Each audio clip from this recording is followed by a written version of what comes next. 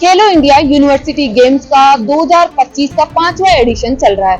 अभी राजस्थान के जयपुर शहर सहित लगभग 5 शहरों में ये चल रहा है। आपको बता दें कि ये लगभग 5 दिसंबर तक है, जिसकी क्लोजिंग सेरेमनी भी मनाई जाएगी धूमधाम तरीके से।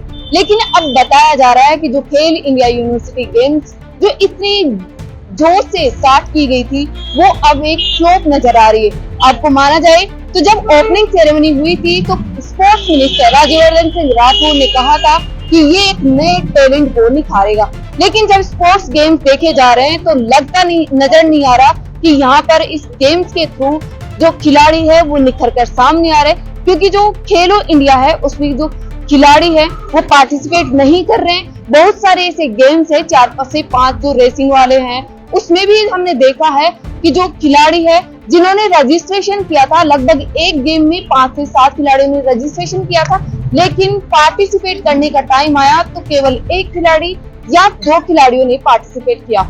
एक महिला खिलाड़ी जिसने अकेले ने रेस दौड़ी और कंप्लीट करी, यानी उसने गोल्ड जीता बिना किसी कंपटीशन के, उसको गोल्ड मिला।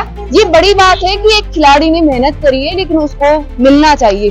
लेकिन बड़ी बात है कि एक बिना कंपटीशन के खिलाड़ी अकेला दौड़ रहा है। जो पुरुष के 400 मीटर हर्डल रेस होती है उसमें एक खिलाड़ी ने पार्टिसिपेट किया और वो ही एक सिंगल खिलाड़ी, उसमें रजिस्ट्रेशन था 8 खिलाड़ियों का। लेकिन अब अवार्ड सेरेमनी जो अधिकारी हैं वो बोल रहे हैं कि उनको अवार्ड नहीं दिया जाएगा। खिलाड़ी का आरोप है कि आखिर मैंने मेहनत की है, मैंने रेस कंप्लीट की, तो आखिर मुझे अवार्ड क्यों नहीं दिया जाएगा। बड़ी बात यह है कि जो अधिकारी है और जो अथॉरिटीज है उन्होंने डिसाइड किया है कि जब अगर किसी खेल में अगर अकेला खिलाड़ी पार्टिसिपेट कर रहा है तो उसको अवार्ड नहीं दिया जाएगा। तो ये खिलाड़ी के लिए जो अकेला पार्टिसिपेट कर रहा है वो अपने स्टेट से या किसी दूसरी जगह से यहाँ पार्टिसिपेट करने आया है, तो उसके साथ तो गलत हो रहा है। खिलाड़ी का आरोप है कि अगर जो खिलाड़ियों ने जिन्होंने पार्टिसिपेट नहीं किया उसका हर्जाना वो क्यों भुगते, जिन्होंने ये पार्टिसिपेट नहीं किया उन पर कार्रवाई होनी चाहिए। बड़ी बात है कि उनका जो खिलाड़ी है उनका आरोप है कि जो खिलाड़ी है उन्होंने पार्टिसिपेट नहीं किया, उनमें एक डर है, शायद वो डोप टेस्ट में फेल हो सकते हैं, शायद उनकी जो डोप टेस्ट है वो निगेटिव पॉजिटिव आ सकता है, जिसकी वजह से एक डर का माहौल बना हुआ था कि यहाँ पे डोपिंग टेस्ट होगा, इसकी वजह से उन्होंने पार्टिसिपेट नहीं किया। लेकिन बड़ी बात है कि स्पोर्ट्स मिनिस्टर जिन्होंने बताया जा रहा है कि इस आयोजन में लगभग 500 से 700 करोड़ का खर्च हुआ है राजस्थान सरकार का। स्पोर्ट्स मिनिस्टर ने पहले दिन ओपनिंग सेरेमनी में बड़े बड़े दावे किए थे कि यहाँ से इंटरनेशनल खिलाड़ी निकलेंगे, देश का नाम रोशन करेंगे आने वाले दिनों में। लेकिन जब पूरा खेलो इंडिया चल रहा है तो लग नहीं रहा कि यहाँ किसी खिलाड़ी का कोई विकास हो रहा है, कोई निखर के आ रहा है, क्योंकि पार्टिसिपेट के लिए कुछ है ही नहीं यहाँ पर। साथ ही हम देखें कि ओपनिंग सेरेमनी में भी काफी लगभग 50 से 75 लाख के समथिंग खर्चा बताया गया था, लेकिन जो ऑडियंस है वो नजर नहीं आई थी।